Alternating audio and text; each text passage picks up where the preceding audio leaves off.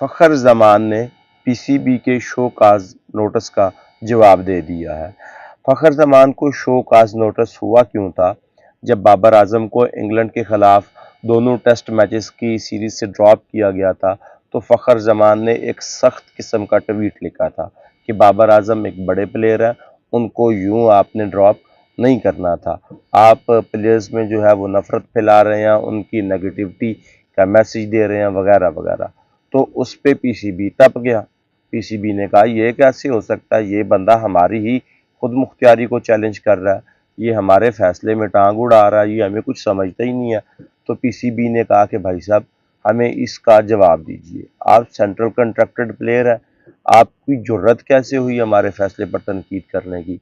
तो जितने वो अग्रेसिव प्लेयर हैं, जितना वो अग्रेसिव आदमी है, और जिस तरह की पिछले कुछ अरसे से वो बातें कर रहा है, तो मुझे ये लगा था कि ये बंदा जवाब भी कोई बड़ा तपा हुआ देगा। मगर जिस तरह का सेंसिबल जवाब उसने दिया है, मुझे कम से कम मुझे उससे तवक्को नहीं थी।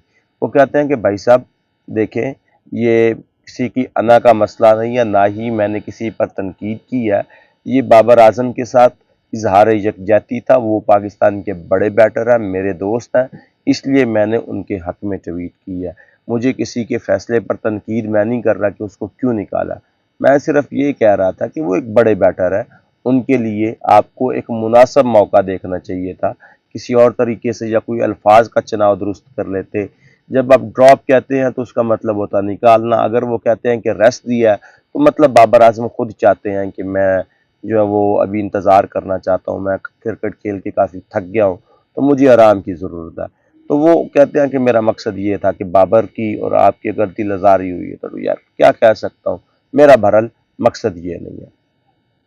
अब प्लेयर्स को टीम से निकाला भी जाता है, लिया भी जाता है, ये कोई इतना बड़ा इशू है नहीं। फ़खर रहमान उस वक्त शायद जज्बात में थे, उन्होंने बात कह दी कि नहीं भाई साहब आप नेगेटिविटी फैला रहे हैं कि एक बड़ा प्लेयर जो परफॉर्मेंस दे रहा है उसको यूं निकालना ठीक नहीं है।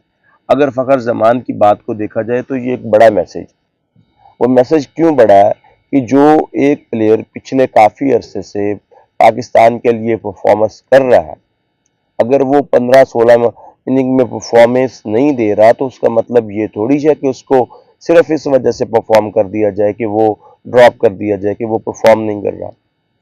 आपको या तो पहले ही सीरीज में उनका चुनाव नहीं करना चाहिए था, पहले मैच में उनका चुनाव नहीं करना चाहिए था, क्योंकि पिछले 16 मैचेस में वो कोई कारकर्दगी नहीं दिखा चुके, कोई उनकी 50 नहीं है।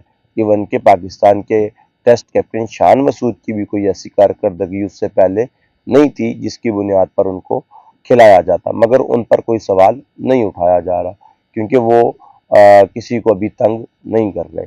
बाबर आजम की परफॉर्मेंस से बहुत सारे लोगों की जली पड़ी थी, तो बाबर आजम का नज़र में आना समझ में आता था। दूसरा एक सवाल और भी है कि अगर आपने उनको रख लिया था, आपको उनको पहले मैच में मौका दिया था, तो अब आपको चाहिए था कि अगले दोनों मैचेस में भी उनको मौका देते। उसके बाद किसी के पास कोई जवाज ही बाकी ना बचता कि बाबर आजम को आपने ड्रॉप क्यों किया है। अब बहुत सारे लोगों के ज़हन में ये सवाल पैदा हुआ है कि जब एक बंदे को आपने एक मैच के लिए मौका दिया तो बाकी 2 मैचेस के लिए आप मौका क्यों नहीं दे सकते?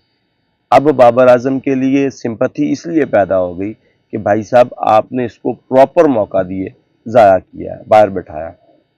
अगर आप इसको मौका ही ना देते तो भी एक सवाल नहीं पैदा होना था, तो लोगों ने कहना था कि बाबर आजम ने रेस्ट लिया है, या बाबर आजम कह देते कि मैं मेंटली प्रिपेयर्ड नहीं था इस सीरीज के लिए, तो आपकी इज्जत भी बच जाती, बाबर आजम का भी कबाड़ा होने से बच जाता। सो पीसीबी ने गलत फैसला लिया है कि वो किसके प्रेशर पे लिया ये नहीं हम जानते, क्योंकि जब आपके पास 11 रुकनी कमेटी हो, सिलेक्शन कमेटी, तो फिर आपको अंदाज़ा नहीं होता कि ये फैसला किसका है और ये फैसला किसने और क्यों करवाया।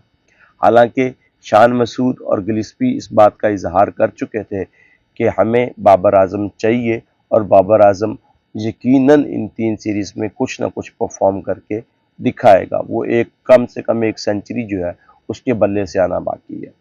उनको मौका नहीं दिया गया, इस वजह से प्लेयर उन पर तप गए हैं।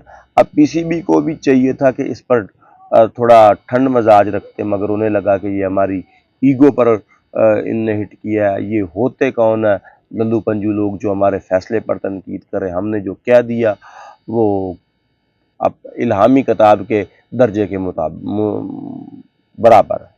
یہ ایسے کوئی چغل لوگ ہیں۔ بہرحال جو کہا گیا اس کو یوں نہیں کہنا چاہیے تھا، اور جو فخر زمان نے جواب دیا وہ بہت ہی زبردست تھا۔ مجھے اس جواب کی فخر زمان سے کم از کم امید نہیں تھی۔